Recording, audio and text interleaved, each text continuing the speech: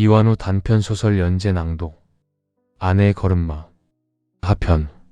상편에 이어서 계속됩니다. 내가 집을 나온 지 10분쯤 뒤에 아내는 조그만 손가방을 들고 집을 나섰다. 마치 정해놓은 목적지가 있는 것처럼 아내는 곧장 버스 정류장으로 걸어가 버스를 탔다. 나는 택시를 잡아 타고 아내가 탄 버스를 쫓았다. 20여 분 뒤에 버스에서 내린 아내는 다시 10분 넘게 어디론가 걸어갔다. 아내가 도착한 곳은 시내 외곽에 있는 공원이었다.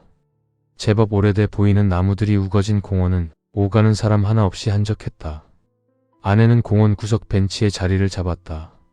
나는 공원 담을 끼고 돌아 아내가 자리 잡은 벤치와 가장 가까운 곳에 몸을 숨기고 아내를 지켜보았다. 아내는 손가방에서 무엇인가를 꺼냈다. 땅콩이었다. 아내는 땅콩을 손바닥에 올려놓은 다음 한참 동안 나무 위를 쳐다보았다. 그러자 잠시 뒤 나무에서 다람쥐 한 마리가 내려와 아내 곁으로 다가왔다. 몇 미터 거리를 두고 다람쥐 한 마리가 더 내려왔다. 앞을 선 놈이 먼저 아내 손으로 다가와 땅콩을 먹기 시작했다. 그러자 뒤를 따르던 놈도 아내 손으로 다가와 땅콩을 먹기 시작했다. 아내의 얼굴이 모처럼 평온해 보였다. 아내를 만난 후 처음 보는 행복해하는 표정이었다. 아내는 오래도록 다람쥐와 그렇게 시간을 보내고 있었다. 나는 그런 아내를 바라보면서 가슴으로 울컥 솟아오르는 것을 삼켜대느라 무진 애를 썼다. 그러나 마음과 행동은 왜 그 모습이 정반대인지, 왜 마음이 입을 통해서 밖으로 나올 때는 그 모습이 변하는 것인지 안타까운 일이다. 어딜 종일 쏘다닌 거야? 먼저 집으로 돌아와 식사도 하지 않고 아내를 기다리고 있던 나는 오후 늦게야 돌아온 아내를 왜 안아주지 못했는지 아내는 대답 대신 나를 쏘아보았다. 그 눈빛이 섬뜩했다. 왜 말을 못해? 아내에게 부끄러운 마음을 들키지 않기 위해 나도 눈에 힘을 주어 아내를 노려보았다. 남자 만났어. 전혀 예상하지 못한 아내의 말에 나는 당황했다. 남자? 응, 남자. 아내의 말이 너무 차분하고 진지해서 만약 내가 아내를 미행하지 않았다면 꼼짝없이 속을 뻔했다. 왜? 나는 여전히 저기에 찬 눈빛으로 아내에게 따져 물었다. 듣고 싶었다. 아내가 실제로 남자를 만나지 않았다는 것은 알지만 왜 아내가 그런 거짓말을 하고 있는지 그 속마음을 알고 싶었다. 숨을 쉴 수가 없어. 아내의 말을 듣는 순간 나는 컥 숨이 막혔다. 아내의 외로움이 그 정도였는지 나는 미처 모르고 있었다. 아내의 외로움을 위해서 내가 할 수 있는 일이 무엇일까? 나는 아내를 다시 숨쉬게 해주고 싶었다. 나돌아다니지 말고 집에 좀 붙어 있으라고. 통제되지 않는 나의 옹졸함을 나는 경멸한다. 그러나 내 입을 벗어난 말은 이미 비수가 되어 아내를 향해 날아간 뒤였다. 그날 이후 아내는 외출하지 않았다. 내가 출근한 직후나 점심시간 그리고 퇴근 직전에 전화를 걸면 아내는 그때마다 꼬박 전화를 받았다. 그러나 자신이 외출을 하지 않고 집에 있다는 의미로 수화기를 들었을 뿐 더 이상 아무 말도 하지 않았다. 내가 여보세요 또는 뭐해 아니면 밥은 먹었고 라고 물어도 아내는 그저 수화기를 들고 있을 뿐이었다. 그 무렵부터 아내는 변하기 시작했다. 처음 단지 전화를 받을 때만 말이 없던 아내는 내가 퇴근을 한 뒤나 아니면 쉬는 날 집에 있을 때도 거의 말을 하지 않았다. 말뿐이 아니었다. 시간이 지나면서 아내는 소파에 앉아 움직이지 않기 시작했다. 내가 회사에 가 있는 사이 아내는 아무것도 먹지 않았는지 주방에 밥을 지어 먹은 흔적도 없었고 방을 청소한 흔적도 없었다. 얼마 지나지 않아 거실 장식장이나 TV에 먼지가 끼기 시작했고 급기야 아내는 걷지도 못하게 되었다. 나는 아내를 더 이상 두고 볼 수 없어서 회사에 명예퇴직을 신청했다. 그때 내 나이 40대 후반 즈음이었다. 그러나 너무 늦어서일까? 최신 의학 기술은 물론 민간요법까지 할 수 있는 것은 다 시도해 보았지만 아내의 증상에는 별 도움이 되지 못했다. 다만 나는 그제야 아내의 마음을 조금 이해하기 시작했다. 모든 것이 끝나버린 것만 같은 외로움을, 고립감을, 두려움을.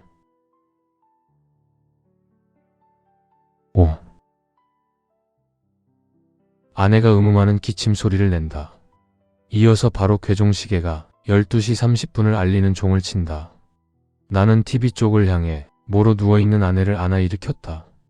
일어나자마자 아내는 앉은 채로 두 손으로 바닥을 밀어내며 화장실로 갔다. 아내가 화장실에서 볼일을 보는 동안 나는 점심을 준비했다. 두부를 조그맣게 잘라 후라이팬에서 노릇노릇하게 튀겨내고 갈아온 소고기를 볶았다. 아내가 화장실에서 돌아와 소파에 앉은 다음 나는 튀긴 두부를 간장에 찍어 아내의 입 앞에 내밀었다. 마지못해 두부를 받아 씹는 아내의 모습이 고통스러워 보였다.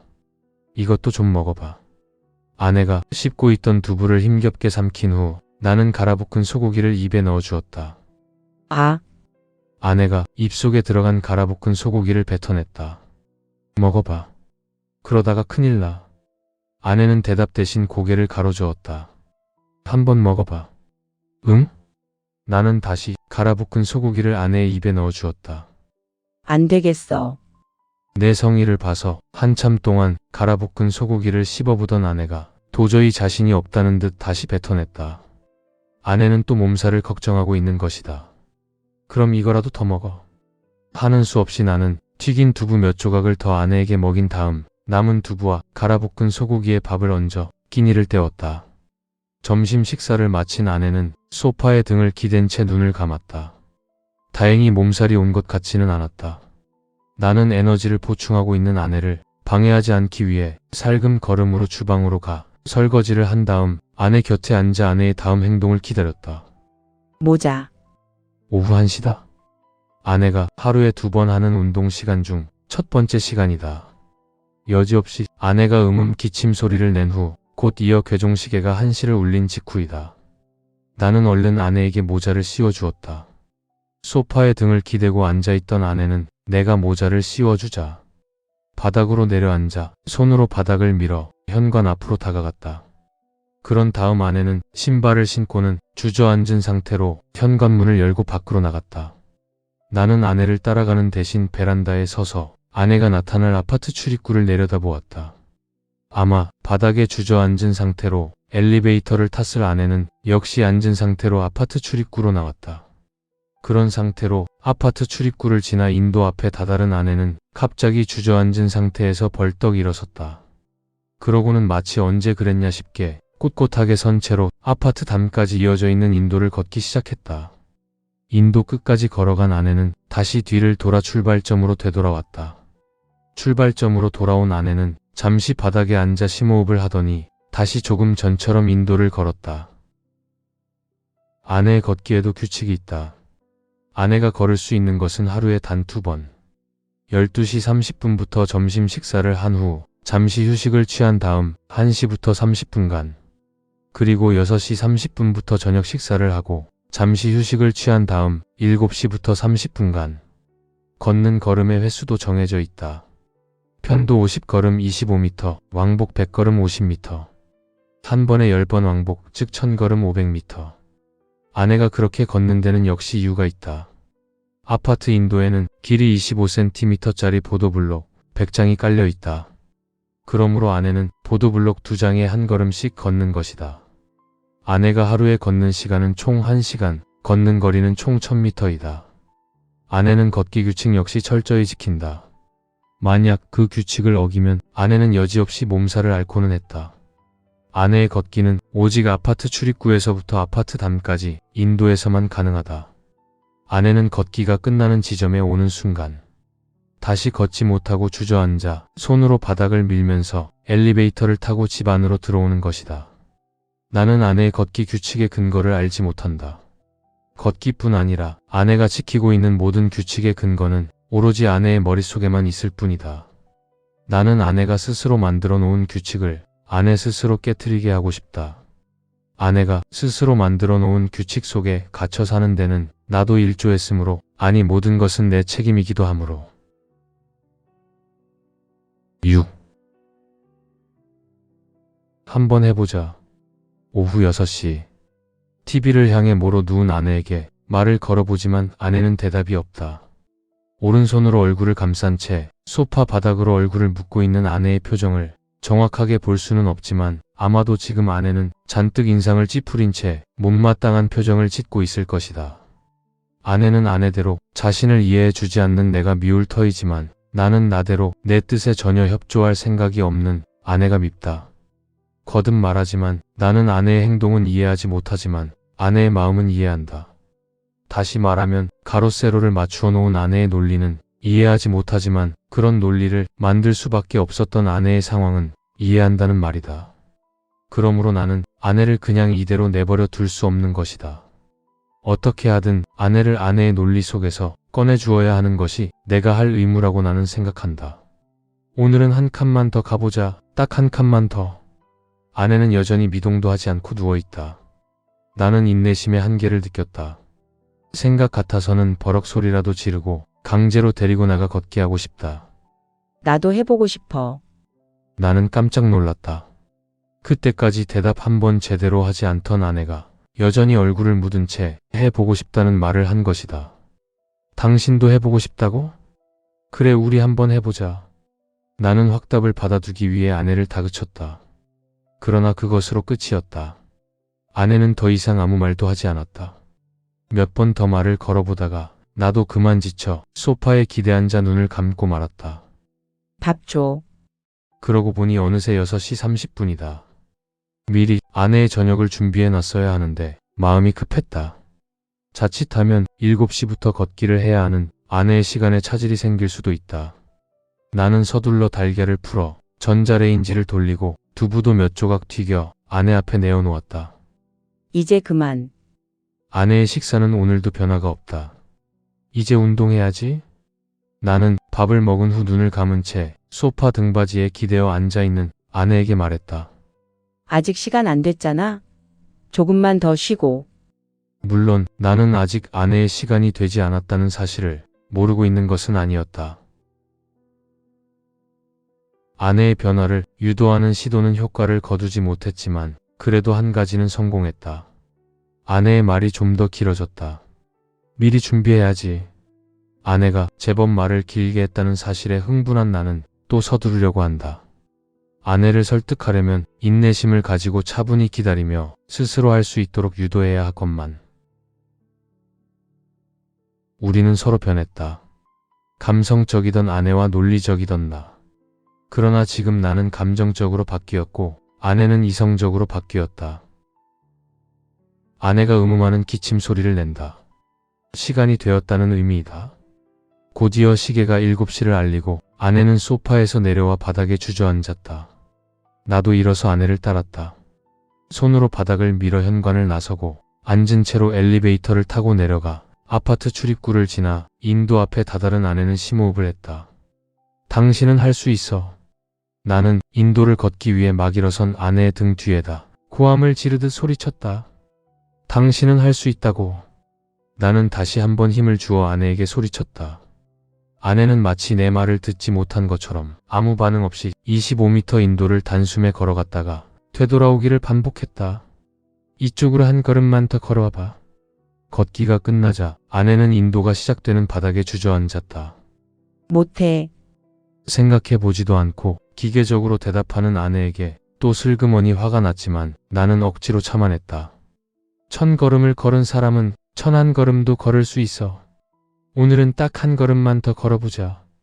나는 애써 침착한 표정을 지으며 아내를 바라보았다. 내 말을 무시하는 것인지 아니면 용기를 내보려는 것인지. 아내는 그 자리에서 한참 동안 땅바닥을 내려다보고 있다. 기껏해야 25cm짜리 보도블록 한 장이야. 그것 때문에 당신이 몸살에 걸리지는 않는다고. 당신이 걷지 못하는 것은 나에 대한 미움이 너무 크기 때문이야. 당신이 밖으로 도는 것을 싫어하는 나에게 복수하기 위해 당신 스스로 걷지 못하도록 만든 것이라고. 나는 계속 아내를 설득했다. 아니, 나는 당신을 미워하지 않아. 그러므로 당신에 대한 복수로 내가 걷지 못하는 것이 아니라고. 변명하는 아내의 눈에 안타까움이 묻어있다. 그러나 나는 엄청나게 길어진 아내의 대답에서 희망을 얻는다. 그게 나에 대한 미움 때문이든 아니든 그게 무엇이든 상관없어. 확실한 것은 당신은 걸을 수 있다는 거야. 당신을 믿어봐. 그리고 딱 한 발만 앞으로 더 내디뎌봐. 그러면 모든 것이 해결될 수 있어. 7. 아내가 보이지 않는다. 나는 얼른 시계를 본다. 6시 10분이다. 지금 아내는 소파에서 TV 쪽을 향해 모로 누워 있어야 한다. 그러지 않으면 아내는 또 몸살을 앓을 수도 있다. 나는 서둘러 아내를 찾아본다. 아내는 침실에도 없고 이쪽 방 저쪽 방 어디에도 없다. 화장실에도 없다. 나는 늦잠을 잔 자신을 자책한다. 나는 최소한 10분 전에는 일어나 소파에 앉아서 아내가 침실에서 나오기를 기다리고 있어야 했다. 제대로 걷지도 못하는 아내가 어디로 간 것인지. 나는 요 며칠 사이에 있었던 일을 생각해 본다. 그러다가 나는 또 반성한다. 내가 요즘 아내에게 너무했다. 에너지가 달려 딱딱한 음식도 제대로 소화하지 못한다고 생각하는 아내에게 일어서서 걷기를 강요한 것은 아무리 생각해도 내가 너무한 것이 맞다. 나는 얼른 아내의 방으로 들어가 여기저기를 살펴본다. 혹시 무슨 단서라도 있을지 모른다. 아내의 부재를 설명할 무엇인가를 찾고 있기는 하지만 막상 내가 감당할 수 없는 무엇이 발견될까봐 두렵다. 그러다가 나는 아내의 침대맡에서 일기장을 발견한다. 나는 떨리는 손으로 아내의 일기장을 펼친다. 일기장에는 아내의 하루가 빼곡하게 적혀 있다. 아침에는 몇 시에 일어났으며 무엇을 먹고 얼마나 힘이 들었는지, 점심시간과 저녁시간에 걸은 걸음수와 거리. 그 중에서 눈에 띄는 글자가 있었다. 그것은 볼펜을 여러 번 그어 진하게 쓴 거자였다. 나는 베란다로 달려가 아래를 내려다본다. 예상대로 아파트 출입구에 아내가 서 있다. 인도를 걷고 돌아와 인도를 벗어나 한 발 더 걷기 위해 망설이고 서 있는 아내. 그렇지만 아내는 이제 막 걸음마를 시작한 어린아이처럼 오른발을 들어 한 발 더 내디디려다가 말기를 반복하기만 할 뿐 섣불리 걸음을 옮기지 못하고 있다. 그러나 나는 이해한다. 아내가 몇 년 동안 스스로 만들어 놓은 규칙을 단번에 무너뜨리는 일이 쉽지 않다는 것을. 그렇지만 나는 믿는다. 언젠가는 아내가 스스로 저 인도를 벗어나 마음대로 걸을 수 있는 날이 올 것이라는 사실을. 그러므로 나는 그날을 기다린다. 나는 먼데 하늘을 바라보며 주먹에 힘을 준다. 하얗게 밝아오는 하늘에 눈이 시리다. 끝까지 경청해 주셔서 감사합니다.